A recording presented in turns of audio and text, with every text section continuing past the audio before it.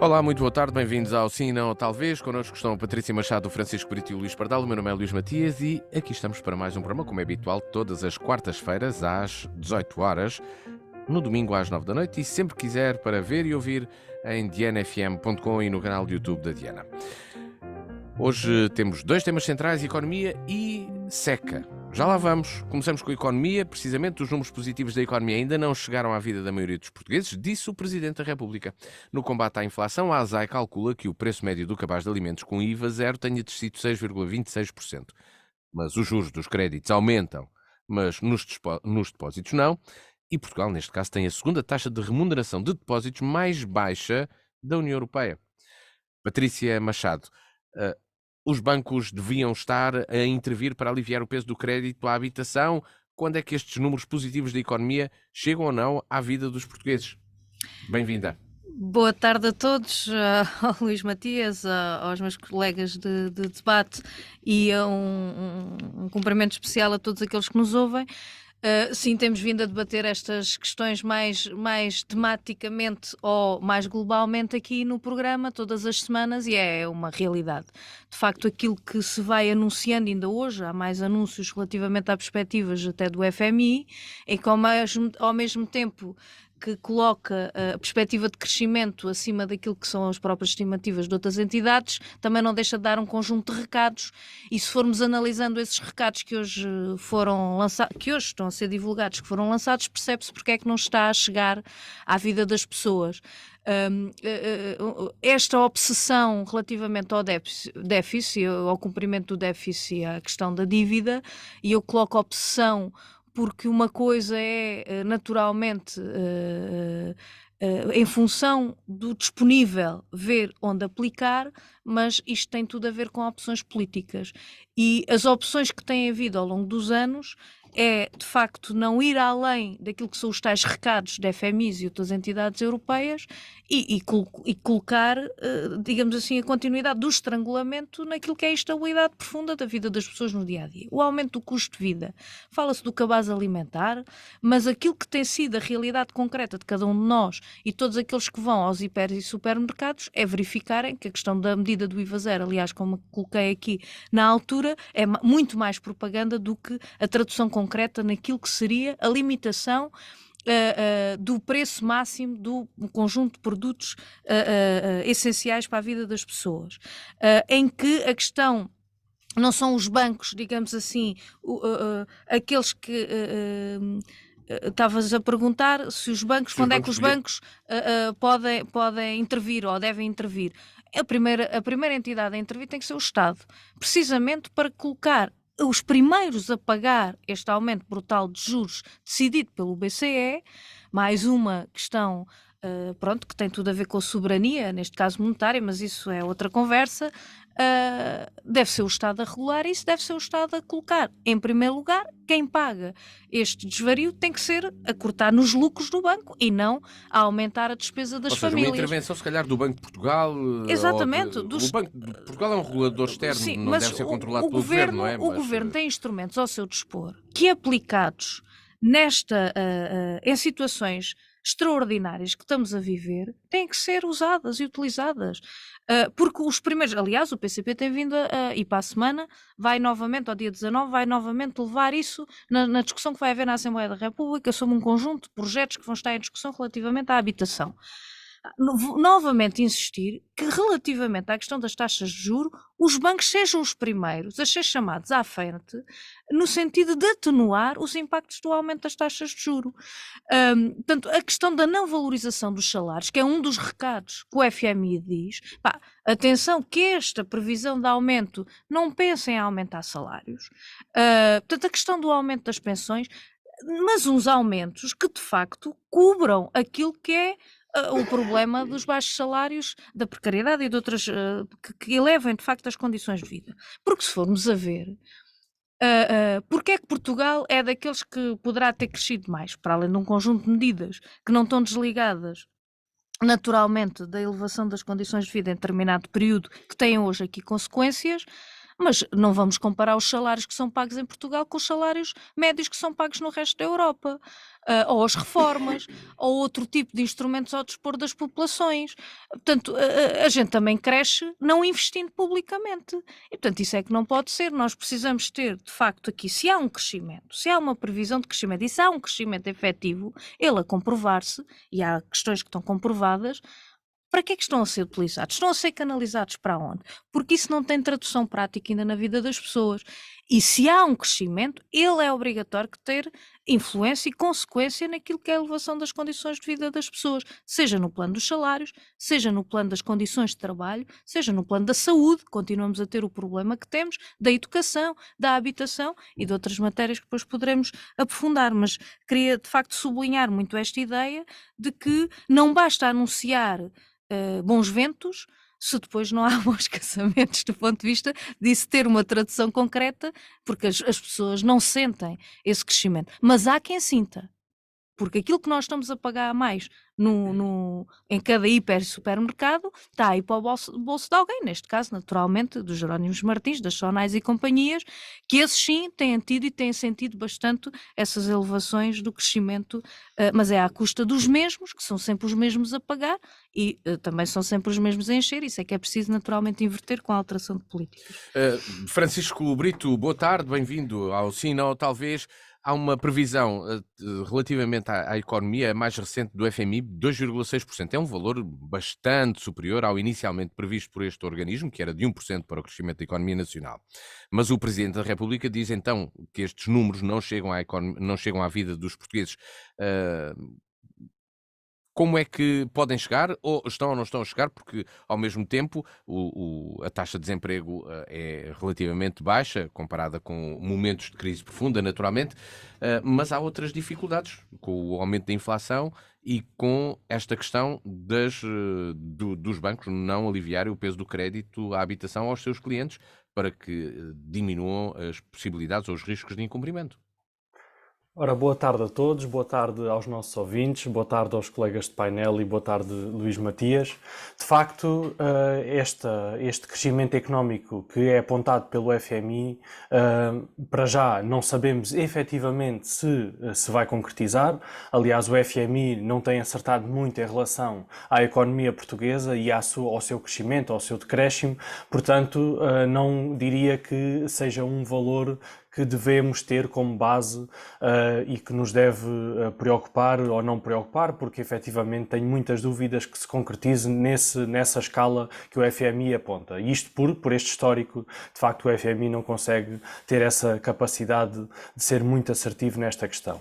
Mas o que importa é que a economia cresça, independentemente do valor que ela crescer. Obviamente que queremos que ela cresça o máximo possível, mas queremos que esta economia aqui falada, chega acima de tudo à economia social, chega à economia das famílias.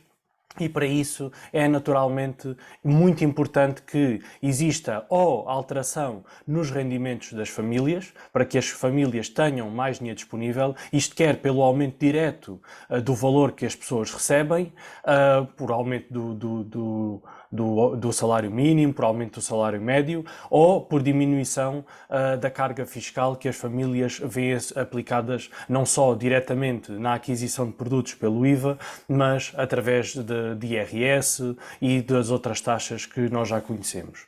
Portanto, é fundamental que exista este dinheiro para que as pessoas consigam fazer face não só às suas necessidades, mas consigam de facto sentir este crescimento económico. Claro que nós também estamos a falar aqui de uma área muito importante. Nós sabemos que existe um grande problema de habitação em Portugal. Nós até já temos falado deste problema aqui neste programa, mas a verdade é que estamos a assistir não só a uma dificuldade enorme de as pessoas conseguirem ter casa pelo preço das casas em si, mas para quem já conseguiu dar esse passo, vê agora a sua vida muito mais dificultada pelo aumento das taxas de juro, no crédito à habitação. Muitas vezes, apesar de haver estudos de risco dos bancos, nós sabemos que as coisas não são totalmente lineares, os estudos não são totalmente honestos, e a verdade é que há famílias que mesmo com um aumento possível destas taxas de juro que já foi desenhado quando fizeram o crédito, vêm-se agora numa altura bastante difícil e com dificuldade em fazer face às despesas do dia a dia e pagar estas taxas de juro. E aqui eu gostava de dizer que me parece que a Comissão Europeia e o Banco Central Europeu está a ser extremamente protecionista em relação aos bancos.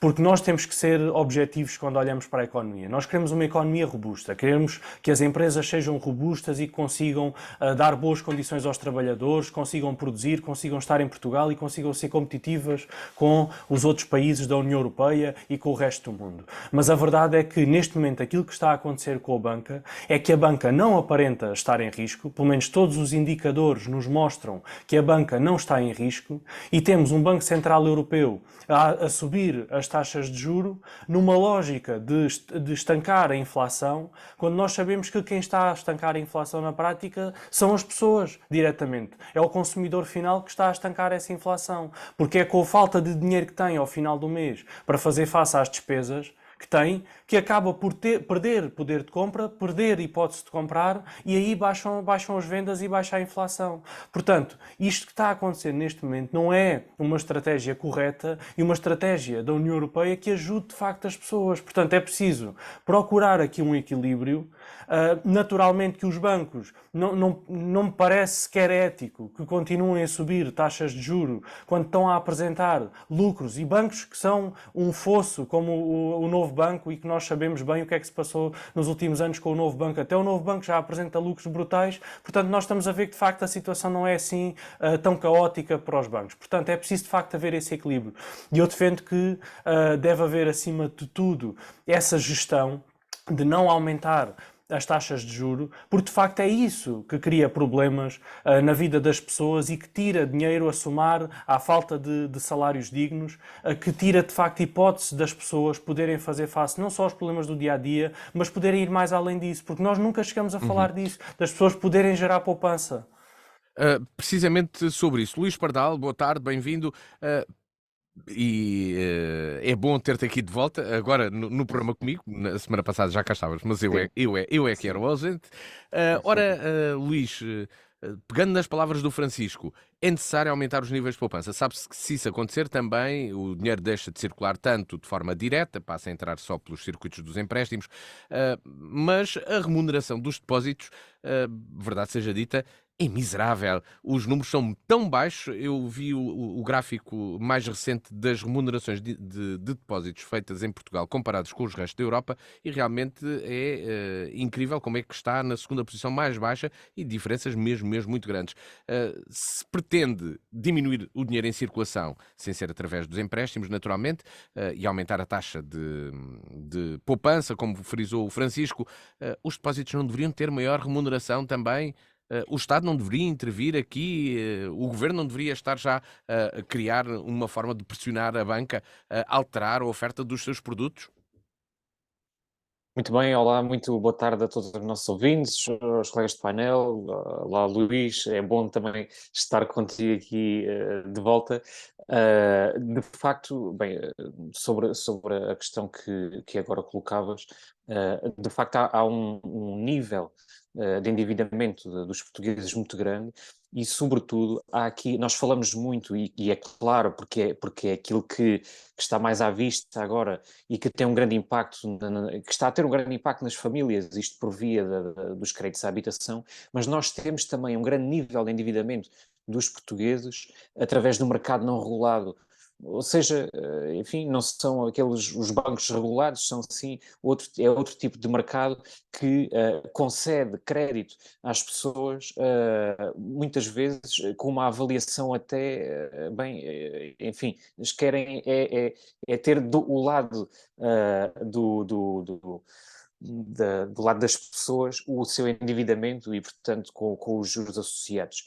De facto, os bancos estão a atravessar agora aqui um período, enfim, se estiveram durante vários anos a não ganhar tanto dinheiro, não digo que estiveram a perder, mas não estiveram a ganhar tanto dinheiro com os créditos à habitação, portanto, com indexados à Euribor, agora que estão nesta fase, bem, eles querem recuperar todo o dinheiro que perderam, querem recuperar esse dinheiro e querem obter ainda mais lucros. Portanto, de facto, se me perguntam se o Estado deve de intervir, se o Governo, se o Banco de Portugal deve de intervir, é claro que sim, que deve de intervir. O Governo já lançou um conjunto de medidas neste caso na renegociação do crédito da habitação, que teve algum impacto. Se chega, eu confesso que eu acho que há muito a fazer ainda nesta matéria. Eu penso que não é com a suspensão também das comissões de amortização antecipada, ou seja, alguém que queira antecipar o seu crédito, foi suspensa essa comissão. Portanto, se é assim que vamos lá, eu penso que isso não é suficiente ainda. Penso que não é suficiente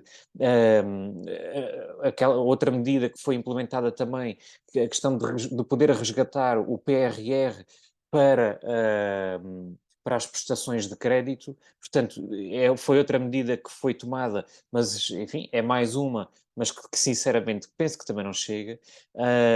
Portanto, há muito ainda a fazer. Agora, temos também aqui, como sabemos, uma grande retirada de dinheiro das famílias para os certificados de aforro, que é aquilo que agora está a ter mais impacto e que as pessoas estão a canalizar para aí. E isso também, o que é que isso faz? Tem também, naturalmente, um impacto nos bancos. As pessoas estão a retirar milhões e milhões de dinheiro dos bancos para os colocar em certificados de aforro. É óbvio que há uma reação por parte dos bancos nessa perspectiva. E, portanto, este seria um primeiro, digamos, sobre esta questão dos créditos. Agora, sobre aquilo que é dito, que se estava a falar no início do programa, sobre a estabilidade económica de Portugal. Eu acho que isso é importante dizer-se isto, porque é uma realidade. Nós tivemos o período de 2019 a este ano, 2023, há uma previsão de um crescimento bem acima daquilo que é esperado para a zona euro. Nós estamos a falar que é esperado para Portugal um crescimento de 5%, enquanto é esperado um crescimento de 3% para a zona euro. E isto é reflexo de que Portugal tem uma economia estável, está a conseguir gerir os seus recursos de uma forma equilibrada e, portanto, se o FMI vem dizer cuidado com o aumento dos salários, já está a ser comprovado de que é possível repor rendimentos, aumentar as prestações sociais, sem hipotecar os portugueses e sem ser um Estado despesista, que é um argumentário que foi muito utilizado até pelo PSD, de que a gestão do PS é uma gestão despesista, e está a ser provado de que em fases difíceis, em 2011, 2012, tivemos uma crise internacional e agora estamos perante outra crise, se bem que é diferente.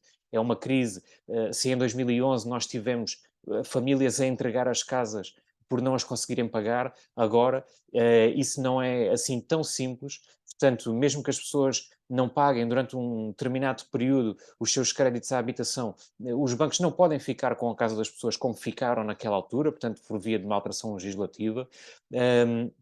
E o que acontece é que nós temos agora uma economia mais robusta.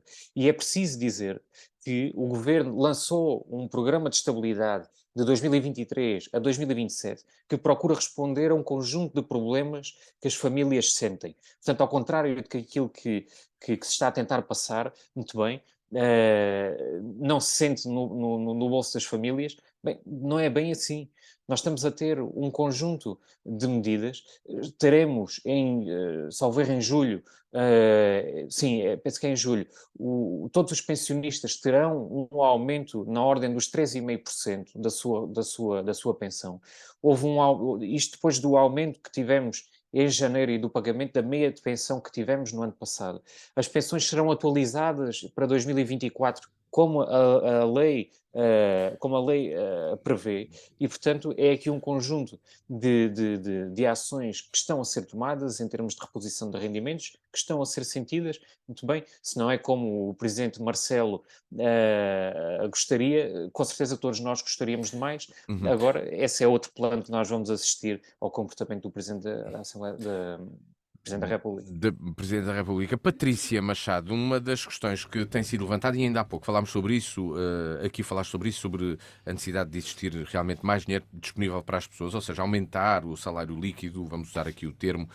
Será que reduzir impostos para aumentar o salário líquido neste momento não iria ser contraproducente relativamente à inflação? Por exemplo, o caso do FMI que pede para aumentar impostos sobre a habitação, para controlar os preços da habitação, quando nós já vimos que os preços da habitação estão num nível onde nunca estiveram. Em níveis que nunca antes vistos. Exato, e esperemos. Registados. Não é visto, vamos registados. Nós podemos não ver, não é? Exatamente, e não vamos dizer nada porque isto pode sempre ir para pior se não tomarmos medidas para que não vá para pior, como vá para melhor, como é óbvio.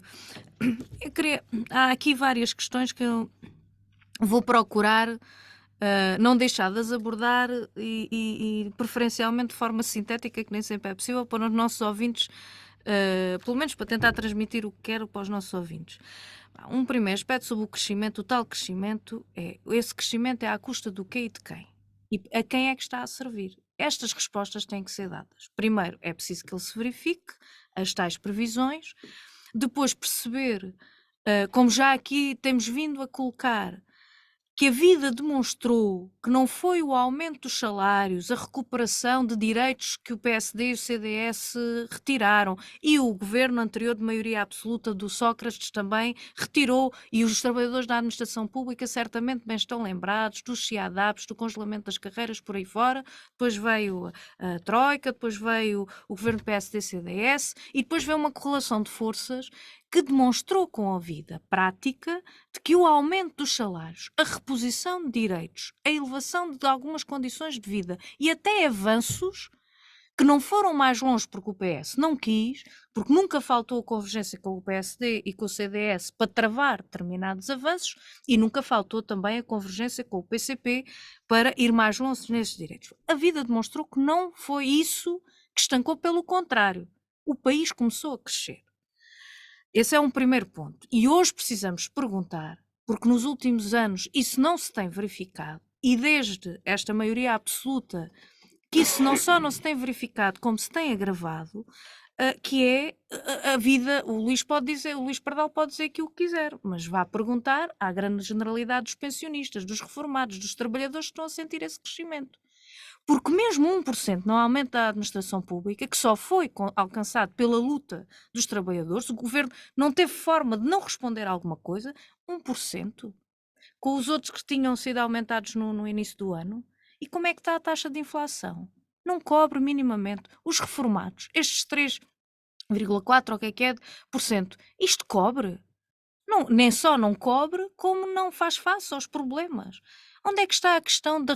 Pronto, este é um primeiro aspecto, que é, se há crescimento, ele tem que ser posto ao serviço da população e do desenvolvimento do país. E não para, naturalmente, dar mais benesses aos grandes grupos económicos ou às concessionárias, por exemplo, da autoestrada, como aqui foi dito, e das pontes, que estancou o aumento, mas depois ainda lhe deu não sei quantos milhões para os prejuízos que iriam ter. Portanto, são opções políticas. Este é um primeiro aspecto. Segundo, vamos lá ver,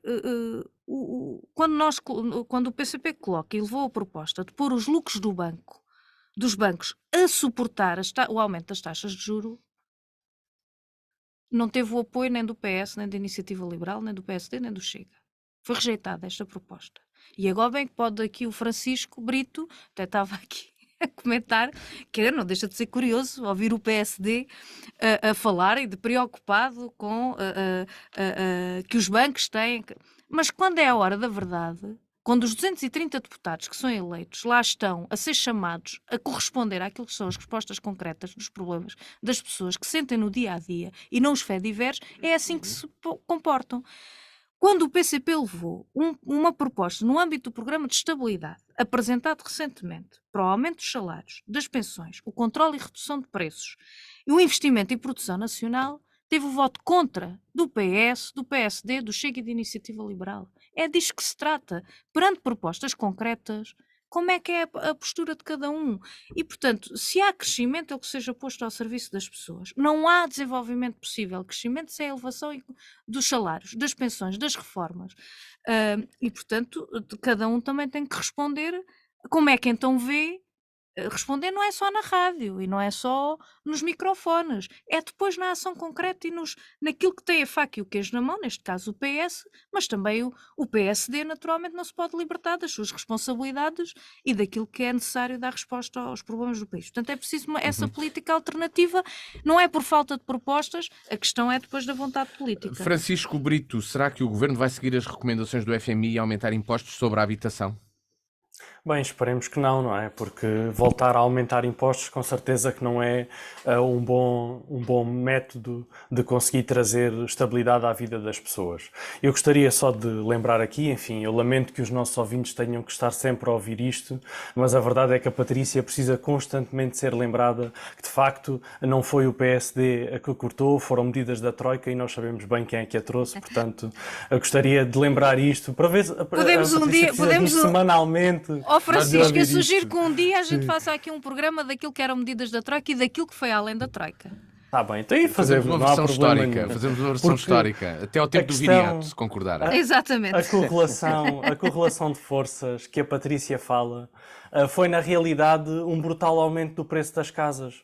Porque o PCP e o Bloco de Esquerda no bolso de António Costa trouxeram foi dificuldade à vida das pessoas. E nós estamos a sentir isso agora como já sentíamos antes. Nós fomos ver qual é que foi o aumento do preço das casas, nós percebemos isto, é que de facto, desde a entrada do governo de António Costa, juntamente com a extrema-esquerda, houve um aumento brutal do preço das casas e nós começámos de facto a sentir dificuldades e agora estamos num ponto crítico, porque assim que aparece, seja uma pandemia, seja uma guerra, seja o que for, que tenha o mínimo impacto na nossa economia, nós começamos logo a ter dificuldades. E isto é a realidade das coisas. Aliás, nós até poderíamos voltar aqui a dois temas, como os das PPPs na saúde e como o caso da TAP, que durante a governação da extrema-esquerda no bolso de António Costa tinha que ser tudo público. E bom é que era público, mas agora vemos que afinal a TAP tem que ser privada, porque de facto é o único modelo possível para a companhia aérea e as PPPs afinal resultavam porque a gestão era melhor. Aliás, os próprios trabalhadores é que o dizem, porque assim que passou a ser gestão pública, começaram as greves. Portanto, isso aí é claro. E em relação à banca, gostaria ainda de dizer aqui uma questão, porque me parece que há também uma responsabilidade da banca numa questão que para mim é particularmente sensível, porque sinceramente não percebo como é que ainda não existe uma regulação mais severa para esta questão no nosso país, que tem a ver com o crédito fácil. Ou seja, aquilo que passa para as pessoas, principalmente ao nível da comunicação social por via da publicidade, é que hoje em dia é tão fácil obter crédito como instalar uma app. Basta instalar uma app e as pessoas têm crédito. E aqui a banca tem responsabilidade, porque a banca também tem responsabilidade social. E não havendo uma responsabilidade do lado da banca, então aí sim deve haver uma intervenção do governo ao regular aquilo que é permitido acontecer, porque nós também não vemos, no caso, por exemplo, do tabaco, anúncios para o tabaco. Isso já acabou há muitos anos, porque fazia mal às pessoas. E o crédito pessoal também faz mal às pessoas, principalmente às pessoas que não têm possibilidade de conseguir perceber que podem não ter sustentabilidade a médio prazo para o pagar. E a verdade é que há falta de literacia económica neste país e financeira, portanto é preciso de facto haver também uma postura atuante do governo nesta medida. Eu acho que aqui de facto é fundamental, até porque depois ainda há uma outra área com o crédito e este não, o crédito pessoal, agora o crédito às empresas, e depois temos situações como o que assistimos esta semana do Ministro da Economia dizer que as empresas portuguesas estão viciadas em crédito. Portanto, é preciso de facto que o governo comece a acertar agulhas e perceber que de facto há um problema com o crédito, que é o crédito pessoal, e que as empresas, enfim, só conseguem reduzir a dependência do crédito que assim é fornecido e aplicado se de facto existirem medidas que fortaleçam a economia. Portanto, temos aqui duas áreas distintas em que, numa delas, eu acho que de facto há uma responsabilidade muito grande da banca em relação ao crédito pessoal e ao crédito, esta lógica do crédito fácil. Luís Pardal, seguindo aqui as palavras do Francisco Brito, o Estado tem aí dois elementos na mão que provavelmente poderia utilizar. É a pergunta que te faço. Um é ser acionista de um banco que está no mercado, o único, que é a Caixa Geral de Depósitos, e poder intervir dessa forma alterando produtos e, portanto, provocando diferenças e diferenciação no mercado para alterar a resposta dos concorrentes. A outra, agarrando aqui nas palavras do Francisco Brito, de poder também alterar as condições de impostos nos lucros das empresas para que elas possam ter mais fundo de maneio em vez de gastarem logo esse dinheiro em algum investimento muito rápido e depois, quando precisam de investimento mais profundo, realmente precisarem de crédito e estarem no tal vício do crédito. Luís, o governo tem de ter uma política económica mais ativa ou deve ter esta postura de deixar ir como aparentemente parece estar a fazer? Não, eu não Mas um corroboro da especialista opinião em de que economia não até interfere. é apenas um comentário que peço, naturalmente, não é? Sim, sim, sim, naturalmente. Mas, em primeiro lugar, eu acho que o Estado deve, o Estado, o Governo, deve de intervir, e deve de procurar, com a banca, controlo sobre, enfim, como disse há pouco, há uma grande dificuldade, no controlo do mercado não regulado, por via dos créditos à habitação, dos créditos pessoais, dos créditos de veículos, de automóveis, e portanto, e isso tem um grande impacto, porque digamos que é uma malha muito sensível, porque de facto, com muita facilidade, uma família pode, num fim de semana, fazer 2, 3, 4 créditos com este tipo de financeiras, né, com muita facilidade. E, portanto, isto depois terá um impacto na gestão económica familiar muito grande. E há muitos, infelizmente, há muitos casos de famílias que entraram neste sistema, enfim, por via de muitas situações, com certeza que infelizmente, e depois isso tem um impacto muito negativo. O Estado deve de, por via da Caixa Geral, deve de ter uma força maior, digamos, para procurar influenciar os restantes bancos. Agora, isso também é complicado. Portanto, aqui o governo, o banco, tem que conseguir ter esta capacidade de negociar com os bancos, que eu confesso que está ainda muito aquém do que aquilo que deveria ser, porque de facto o Francisco há pouco estava a dizer, muito bem, o novo banco teve lucros. Bem, enfim, teve lucros porque os portugueses colocaram ali milhões e milhões e milhões e milhões. Já era esperado que a dado momento tivesse lucro. E teve, enfim, e agora ainda mais. Portanto, isto é um aspecto. O outro aspecto que queria aqui referir está relacionado com a redução de impostos, que foi outro tema que nós estávamos aqui a abordar, que é a redução de impostos, ela já está a acontecer. Portanto, isso é preciso que fique claro. Portanto, a questão do IVA, podemos criticar ou não, mas é um exemplo da redução de impostos. As tabelas de IRS, elas foram revistas. E o Governo, com este Programa de Estabilidade de 2027, comprometeu-se, e portanto, talvez seja aqui, digamos, por isso é que houve uma bandeira vermelha do lado do FMI, mas comprometeu-se a reduzir os impostos dos portugueses em 2 mil milhões até 2027. Portanto, isto por via de um conjunto de medidas que serão tomadas, que já estão a ser tomadas e que serão tomadas e que terão impacto nas famílias e na redução da carga fiscal. Agora, isto não pode ser feito tudo já, não é? Portanto, por isso é que é um compromisso até 2027, porque é importante conseguirmos ter consciência de que não podemos atravessar uma crise interna como no passado já atravessamos. Portanto, isto é por um lado. E por outro lado, há outra questão que nós não podemos negar. E eu não nego as dificuldades das famílias, eu não nego as dificuldades dos jovens, em qual eu me incluo, eu não nego as dificuldades dos reformados, eu não nego os níveis enormes de pobreza e, portanto, é uma franja da população e que não está, enfim, já chegamos à classe média também. Isto é por um conjunto de fatores.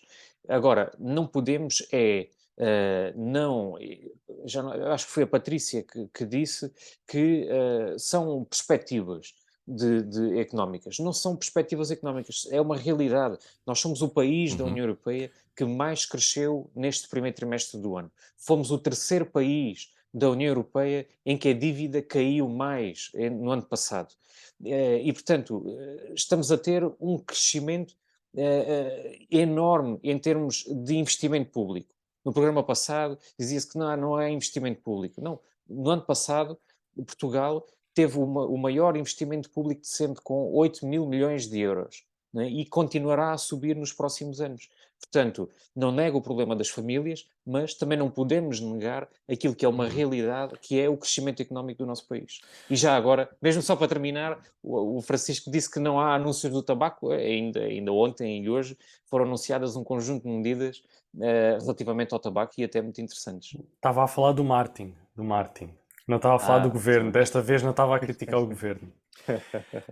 Da economia, vamos falar do ambiente e da seca. É o tema que nos traz a Patrícia Machado. Nos últimos 10 anos, apenas em 2014, Portugal não registrou situações de seca no final do mês de setembro. Os cenários confirmam preocupações de aumento de frequência e agravamento da situação de seca meteorológica, particularmente no sul. Chegámos a março deste ano, já com cerca de metade do território nacional em seca. Uh, Que medidas imediatas são necessárias para apoio aos setores agrícolas e pecuários? Pergunta a Patrícia Machado. Patrícia, esta é uma preocupação que está mesmo em cima da mesa, é um tema do dia e que nós, não podendo controlar a meteorologia, nem o clima, temos de ter outro tipo de ações. O que é que achas que deve ser feito então? Sim, é uma preocupação que acho que é inquestionável, de que todas as previsões não nos descansam, nem nos animam, antes pelo contrário, quer por aquilo que tem sido histórico, como aí disseste, relativamente aos últimos anos,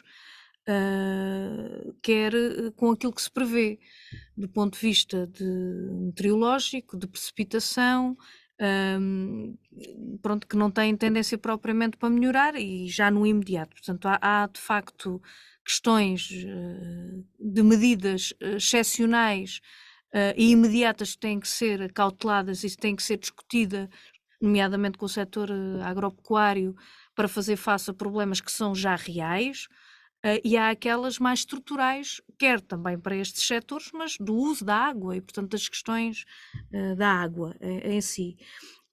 Nós, daquilo que se sabe, com aquilo que são os números hoje da seca instalada no país e já de uma vasta camada do território em seca ou tem risco de seca severa, nós temos já, no caso do Alentejo, produtores de gado e agricultores que estão já a utilizar recursos que estavam de reserva para o verão, portanto estamos no início de maio, e portanto é necessário algumas medidas que acho que são importantes. O PCP já fez algumas propostas concretas em sede da Assembleia da República, desde logo discutir com os agricultores e que o Governo reconheça formalmente, que é uma das questões que é exigida,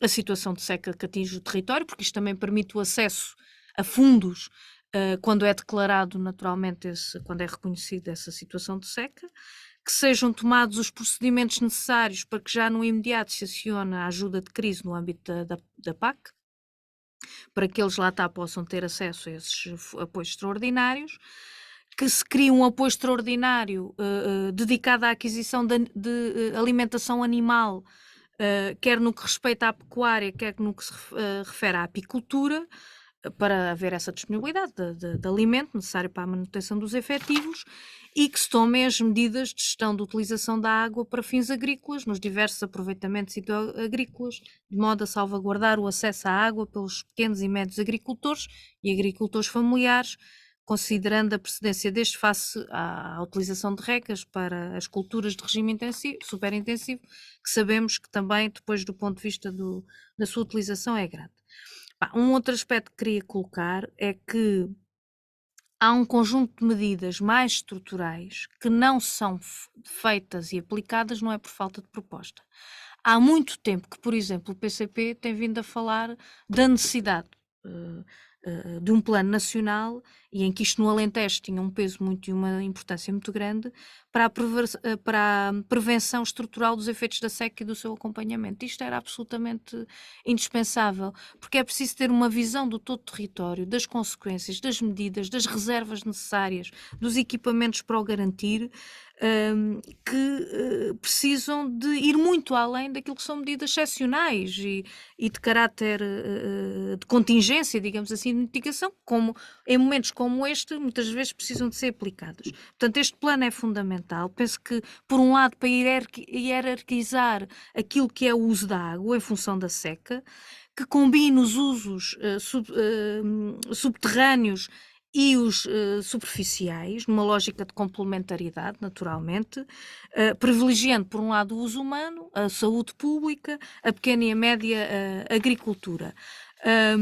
Pronto, depois, esta questão que depois podemos desenvolver mais, posso desenvolver mais na segunda parte, que tem a ver com, quando se diz privilegiando isto, é porque a gente tem, por exemplo, só no perímetro de rega do Alqueva, o olival e o amendoal, aquilo que temos vindo aqui a falar, ocupa neste momento mais de 75% desse território, desse perímetro de rega. Com os efeitos de desertificação do solo que temos. E nós estamos a ouvir até situações noutros pontos do mundo em que a situação de seca, aliada à incapacidade de produção naqueles terrenos, portanto, é bombástico, né, do ponto de vista depois da capacidade de resposta, até na soberania alimentar de cada país. E, portanto, eu agora não desenvolveria mais, mas resolvi trazer este tema porque tem dupla preocupação, quer do ponto de vista mais imediato e que é necessário para mitigar, nomeadamente no setor agropecuário, mas também no plano do próprio uso da água e da reserva aquífera que se tem que acautelar. Uma das medidas que muitas vezes é apresentada até pelos próprios especialistas em recursos hídricos é do aumento dos preços da água, de tarifas, de taxas moderadoras que possam intervir nos agentes para que eles otimizem a utilização da água.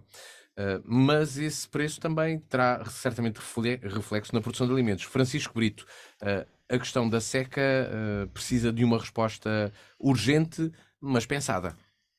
Precisa de uma resposta urgente, mas também precisa de uma resposta a médio e a longo prazo. O que nós vimos este ano é algo que já infelizmente vamos conhecendo há vários anos, mas este ano então sentimos aqui com um agravamento, porque em abril começámos a sentir logo que as temperaturas estavam muito mais elevadas do que aquilo que seria normal. E aquilo que geralmente acontecia é, mesmo que nós tivéssemos um abril que não fosse muito chuvoso, pelo menos o maio compensava e conseguia fazer com que tivéssemos algumas reservas e conseguíssemos fazer face às dificuldades que encontramos no verão. A verdade é que não temos até o momento o mais chuvoso, não se aponta que o maio seja chuvoso, então quer dizer que vamos ter um ponto muito crítico no verão e no início do outono, porque se não chover no início do outono, como tem acontecido, como também não tem chovido noutros anos, temos de facto um problema aqui muito grave. E não conseguimos de facto inventar água. E nem o governo, nem nenhuma outra entidade consegue inventar água, mas consegue pensar de forma estruturada como é que nós poderemos conduzir essa água até aos territórios que necessitam dela. Portanto, nós já vimos aqui, creio que foi há 2 anos atrás, transfegas de água entre barragens feitas por caminhão, que tem um custo enorme, não só do ponto de vista logístico, mas também ambiental. e que é algo que no futuro nós sabemos que passará a ter que acontecer com mais regularidade e que afetará também outras zonas do país. Eu estou-me a referir à zona centro do país, mas nós sabemos que no Alentejo e no sul do país isto ainda será mais crítico. Portanto, apesar de ter havido um grande esforço com a construção da bacia hidrográfica de Alqueva, com a construção da barragem e toda a rede de abastecimento a outras barragens que foram construídas, sabemos que isto não é suficiente. E temos um país banhado por mar, temos já no Algarve investidores privados, médios agricultores e pequenos agricultores já a fazer investimentos, naturalmente, investimentos muito grandes para aquilo que é a escala do seu negócio, mas pequenos do ponto de vista do valor global para aquilo que é o investimento que o país faz, naturalmente. Temos investimento em dessalinização. Portanto, ainda há poucos dias vi um desses investimentos. E que, isto porquê? Porque no Algarve há um problema ainda maior, que não é só a questão de não existir água, é que as pessoas têm furos e a água que tiram dos furos, que teoricamente seria água doce, não é água doce, é água que está misturada com água salgada, ou seja, é preciso haver essa dessalinização. Portanto, existe já esses investimentos privados, que é praticamente todo ele feito com verbas próprias, aliás, aquele que eu vi anunciado é de facto feito com as verbas próprias, sem qualquer tipo de apoio do Estado ou de fundos europeus, e já existe, ou seja, nós sabemos ter um grande custo energético, portanto é preciso também pensar isto de forma estruturada, mas isto já existe porque é de facto uma necessidade das pessoas. Portanto, o governo não pode ser um governo autista em relação a esta questão toda. Portanto, tem que conhecer o território, não se pode aliar desta realidade e tem que de facto pensar não só nestes produtores de forma direta, porque eles têm condições de tirar água do seu próprio terreno, mas precisam de algum apoio para que essa água tenha qualidade para os seus cultivos, mas temos que pensar também de forma alargada como é que de facto tem que se pensar se calhar a dessalinização para conseguirmos ter água nos territórios do sul e do centro do país, de facto tem muita carência. E nós sabemos como é que é o nosso país. Se nós andamos a discutir há décadas um aeroporto, que é essencial, imaginemos só o que é que pode acontecer com as desalinizadoras. Portanto, eu acho que é imperativo que se fale disto, é um tema muito pouco falado no nosso país, eu acho que tem que ser de facto falado, tem que estar na agenda política, porque tem que ser pensado. Já deveria estar se calhar a ser construído há muito tempo, para conseguir de facto ser útil na altura em que é necessário, e aquilo que nós já estamos a ver é que vamos correr atrás do prejuízo. Portanto, na altura em que nós tivemos de facto a ter que racionar muito a água para os cultivos e para o abastecimento às populações, é quando o governo se vai preocupar a fazer em cima do joelho uma desalinizadora ou duas ou três, o que for necessário para conseguirmos aproveitar a água do mar para fazer isto. Porque se não chove, nós temos que arranjar água em algum lado. Portanto, se as reservas que temos no subsolo também não vão ser suficientes, de facto temos que olhar para onde está essa água disponível. Já devíamos ter avançado por esse tipo de ação, Luís Pardal. Existem muitos exemplos no resto do mundo de países que têm muito menos recursos hídricos e que têm políticas e medidas aplicadas há muitas décadas, quer seja tecnológica, quer seja a nível legal. Por exemplo, o caso da Austrália ou, mais perto, o caso de Israel. Israel, era precisamente em Israel. Eu acho que vale a pena nós olharmos para esses exemplos, eh, Mas neste porque é caso nós é um até já ponto de sabemos que eles partida. existem, mas estamos a falar de seca, não deveria deixar de falar de que eles existem, mas sim encontrar aí as soluções, algumas soluções e perceber se podem ser aplicadas no nosso território antes que nós tenhamos uma situação de escassez hídrica idêntica à desses países? Sem dúvida. Não, é inevitável, de certa forma, se não fizermos nada, nós caminharmos para uma escassez hídrica idêntica à desses países ou ainda maior. Portanto, é uma questão de algumas décadas. Eu acho que é um tema que de facto tem que entrar na agenda. Ela do dia já é, mas tem que entrar na agenda do governo, e digo isto porque de facto em 2000 penso que em 2013, à volta desses anos, foi feito foi constituída um plano de gestão da água, não tem este nome precisamente, mas é dentro dessa linha, mas que de há uns anos para cá deveria ter sido atualizado e não foi. portanto, é de facto um tema central, é um tema com o qual nós nos deparamos e não há volta a dar. Portanto, se nos últimos 10 anos nós tivemos seca, períodos de seca, precisamos de estar conscientes que isto é um novo normal e temos de fazer, em termos estratégicos, e implementar medidas que tenham de facto esse impacto. Está na mão, enfim, do governo, naturalmente, e está na mão de todos aqueles que gastam água, que somos todos nós. Portanto, se em Israel, por exemplo, toda a água, inclusive as águas dos poços, dos aquíferos, toda a água é tutelada pelo Estado, e, portanto, existe uma regulação muito forte da parte do Estado. Agora, o que acontece é que, portanto, se nós agora tivermos um aumento por parte do custo da água substancial, é óbvio, da parte do Estado, é óbvio que tem de haver um conjunto de medidas que minimizem esse custo, portanto, por via de apoio às empresas e às populações. Agora, é preciso olhar para aí e perceber-se qual é que é o caminho que se quer seguir. Mas antes disso, e gostava de explorar, até porque é um tema que eu tenho algum interesse,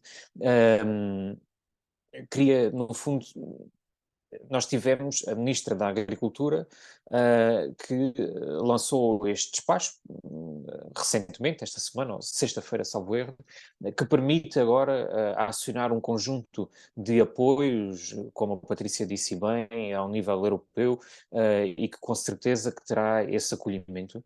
E numa escala nacional, esses pedidos ainda não foram anunciados, mas esses pedidos poderão também entrar por via do plano estratégico da política agrícola comum, portanto é um reforço que aí haverá.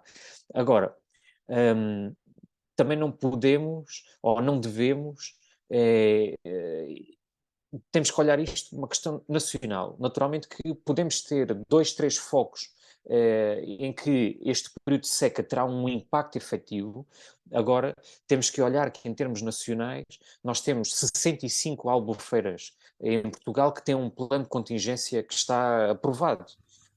E destes 65, 60 albufeiras têm a rega assegurada para este ano, daquilo que foram em resultado das chuvas de dezembro e de janeiro. Portanto, de facto, há aqui um conjunto neste caso são 5, há um conjunto de 5 albufeiras que têm esse risco, ou que poderão ter, de facto, uma condicionante àquilo que é a regra que é prevista, mas, de facto, em termos nacionais, não está como, provavelmente, aquilo que é a preocupação nos leva a ter mais ansiedade. O governo vai implementar está para breve a concretização de um conjunto de charcas que, ao longo do país, que irá permitir armazenar mais água. Esta é uma medida mais imediata. O Francisco fala e bem, e eu concordo, nós temos a maior parte, como sabemos, da população portuguesa está no litoral. Se nós, em termos estratégicos, pudermos criar centrais de descanalização e até podemos canalizar para parques industriais a utilização dessa água, em termos faseados para parques industriais, isso terá um impacto muito positivo naquilo que é a sustentabilidade da gestão da água. Mas talvez posso aprofundar mais algumas propostas concretas. Não poderemos aprofundar muito mais porque o nosso tempo está a chegar ao fim e queria apenas, de uma forma muito sintética, passar aqui à Patrícia, porque estas medidas estruturantes de que a Patrícia também começou a falar, que são urgentes, requerem escolhas. Não se poderá fazer ou seguir todos os rumos ao mesmo tempo. Uma é, como falaste, do apoio aos agricultores e à produção animal e à necessidade de alimentar, ter alimentos para animais nesta época em que há menos feno. A outra relacionada, por exemplo, pode ser relacionada com a eficiência da distribuição de água, porque sabe-se que há muitas perdas também. O Luís falou da construção de charcas. Bem, é necessário escolher um caminho. isso não existe para já. Sim, acho que Saiba assim. de forma muito sintética, contribuindo, acho que o plano é absolutamente indispensável, fala-se dele há muito tempo, há a proposta há muito tempo, era Falas do preciso... plano das charcas. É Não, esse? falo do plano, aquele plano que falava há pouco, Sim, sim, da sim, sim, sim, sim, sim. utilização Sim. relativamente à água, um plano nacional Exato. de prevenção estrutural para os efeitos da seca e o seu acompanhamento, aquilo que são as reservas hidrográficas ao serviço de quem, falávamos do Alqueva, do perímetro de rega, está ao serviço de quem, portanto, há, obviamente, além dessas medidas mais pontuais para mitigar e de planos de contingência, né, como é o caso, as medidas estruturais. Depois, é fundamental que essa reserva estratégica de água e a utilização das infraestruturas que estão ao nosso dispor, como é o caso do Alqueva, portanto, dessas infraestruturas hidráulicas que são suportadas por fundos por fundos públicos, desculpem, sejam postos ao serviço das populações, do desenvolvimento do território e do interesse público. Portanto, esta é uma ideia que eu não queria deixar de colocar. E isto só é possível com uma outra ideia última que queria deixar, que é tudo isto tem que ser feito a partir da gestão pública. Porque nós também sabemos o que é que tem acontecido relativamente em todos os sítios onde, por exemplo, o processo de privatização da água tem chegado a bom porto. Ou seja, aqueles onde se tem conseguido, ao contrário dos interesses da população, privatizar os sistemas de abastecimento da água, seja em alta, seja em baixa, os problemas são enormes, desde logo o custo. Mas não só, porque naturalmente depois passa a ser o interesse do lucro que está à frente do interesse das pessoas. Portanto, queria deixar estas 3 ideias. Não é por falta de propostas que não há o desenvolvimento de planos e de instrumentos ao dispor, que podem estar ao dispor deste acompanhamento, deste estudo e desta aplicação prática. A questão de que é necessário pôr os recursos, as infraestruturas hidráulicas, que são apoiadas por apoios públicos ao serviço do desenvolvimento dos territórios e das pessoas, e depois a questão da gestão pública da água, que é elemento absolutamente indispensável para garantir que depois tudo isso é possível. Francisco, o problema da seca normalmente só é mais sentido quando a água falta mesmo é na torneira de casa, não propriamente na produção agrícola, por exemplo. A questão é assim, Esse é por um lado... a necessidade de sensibilização para se perceber Pois. que a barragem tem pouca água, ok, mas a água continua a chegar, portanto estamos bem. E as pessoas nas cidades, no contexto urbano, muito dificilmente sentem de facto isto que nós estamos a falar, sentem a seca, porque de facto existe este abastecimento contínuo, sem regras aplicadas, portanto há um fornecimento constante a qualquer hora que a pessoa abre a torneira, tem água, quer seja para beber um copo de água, quer seja para levar um carro ou encher uma piscina. Portanto, de facto, não se sente, e as pessoas ainda muitas vezes criticam o preço da água, quando de facto há muitos sítios deste país em que a água de facto não é cara. E não é cara neste contexto de escassez. Portanto, nós temos que olhar objetivamente para os problemas e sem ter medo de apontar de facto a realidade. E a realidade é que deve haver estratégias para que as pessoas, o consumidor normal, para que usa água para o normal do dia a dia, para beber água, para fazer comida, para tomar banho, e para essas questões básicas nós sabemos mais ou menos, e as entidades gestoras sabem qual é que é a quantidade de água por fogo, que é normal, e dentro disso deve haver de facto uma possibilidade de acesso à água que não seja oneroso para as pessoas, ou seja, a água de facto para esse tipo de consumo não deve ser cara. Agora, quando excede isso, e quando nós estamos a falar de consumos muito elevados para pessoas que não conseguem regular e não têm noção que a seca é uma realidade, de facto deve haver sensibilização, mas também deve haver de facto uma alteração desses valores por metro cúbico, porque não podemos estar a pagar todos o mesmo quando uns de facto sabem racionar e sabem poupar água e outros não o fazem nem se preocupam com isso. E acho que de facto deve haver um investimento nesse aspecto, não só desse ponto de vista da sensibilização, mas de facto é preciso que o Governo faça uma gestão correta e os municípios façam uma gestão correta desses tarifários. Agora, gostaria só de dizer aqui que, em termos da gestão pública da água, isto não é totalmente linear, porque nós vemos que há casos em que a gestão é privada e que não existem problemas a nível de custo para os municípios ou custo excessivo, e vemos outros casos em que existe. E também vemos casos em que há municípios que perdem muita água, que têm uma taxa brutal de água não faturada, como acontece no município de Évora, e que não há grandes medidas para combater isto. Aliás, em tudo o que é a intervenção nas O infraestruturas, processo de nós vemos que há uma privatização que grande foi escassez. feito pela entrega, por Mas, um não, mas negócio é que a rede, ruinoso que o PS fez. Isso tens toda a a rede razão, onde as Francisco. perdas estão, a Sim. rede onde as perdas estão, são do fazer município, investimentos. são públicas. Sim, mas É investimento municipal que não existe. Investimento. podemos Portanto, discutir isso é no de outro facto. dia. É Tem de a ver facto, com os podemos, mas a investimentos que questão é são que isto é um feitos. problema central. Isto é um problema O central. processo ruinoso de privatização da água na Câmara de Évora e a falta de investimento Mas nos isso é em equipamentos alta. ao longo dos anos. Pois claro, está bem, mas não. Pronto, e em baixa? E em baixa as pessoas não têm água na torneira porque Então, de se há facto há milhões uma e perda milhões que vão brutal. para a alta, como é que há Deixem-me investimento na passar baixa? para o Luís Pardal para concluirmos o tema e irmos ao sim, não, talvez, porque estamos mesmo no limite do nosso programa. Luís, passa já imediatamente por aumento, por mudança de preços? Não, esta parte que estávamos aqui a falar é reflexo de que é preciso, de facto, criar um Plano Nacional de Gestão da Água, atualizar aquele que existia, porque as câmaras municipais não são elementos que se excluam desta questão. É preciso fazer investimento naquilo que são as infraestruturas, porque nós temos de combater todos os desperdícios que temos na rede. E temos que encontrar formas de canalizar essa água. Quer dizer, se perdemos totalmente, e se os municípios também não fazem investimento e não fazem também a sua parte, assim não vamos lá. Agora, é preciso criarmos, dar incentivo também aos agricultores para implementarem medidas que reduzam o consumo da água. Nós precisamos ter bem cientes que é preciso aqueles que são os grandes agricultores tomarem medidas para racionalizarem também a água. Se fazem cultivo de culturas extremamente absorventes em termos de água, então isto é como a Navigator, que é uma empresa com uma grande escala em termos de produção de papel, ela todos os anos planta milhares e milhares e milhares de hectares de árvores para compensar o impacto que tem na exploração dos recursos. Talvez se tenha que também equacionar essa situação. No final do programa temos de ir já ao sim, não, talvez, Luís, porque o tempo urge. Patrícia Machado, um sim, não, talvez, para concluir o programa de hoje. É um não. Há aquilo que é a porta aberta que foi anunciada de poder desviar fundos dos fundos de coesão e do PRR de verbas, em vez de construir hospitais, escolas ou investimentos nestas matérias que acabámos de discutir, para as munições para a Ucrânia. Portanto, é um não muito grande a este caminho de alimentar a guerra e de não defender a paz. Francisco Brito, um sim, não ou talvez?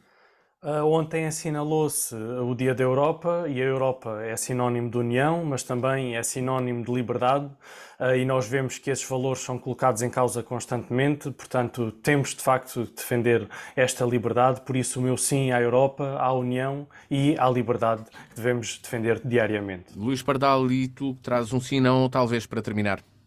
Eu trago-vos um sim. O Governo ontem apresentou a Agenda do Turismo para o interior. No fundo, é um conjunto de medidas que vão valorizar o nosso território, investir nas empresas, qualificar profissionais e as nossas ofertas formativas em termos de turismo. São 200 milhões de euros de apoio e, portanto, queria aqui também destacar no ano passado, o ano 2022, foi o melhor ano de sempre em termos de receitas, em termos de turismo, e este primeiro trimestre deste ano também bateu todos os recordes nos trimestres homólogos dos anos anteriores em termos de turismo. Obrigado, Luís Pardal, Francisco Brito e Patrícia Machado. É assim que chegamos ao final deste sim, não, talvez, da semana, que pode escutar novamente, domingo às 9 da noite.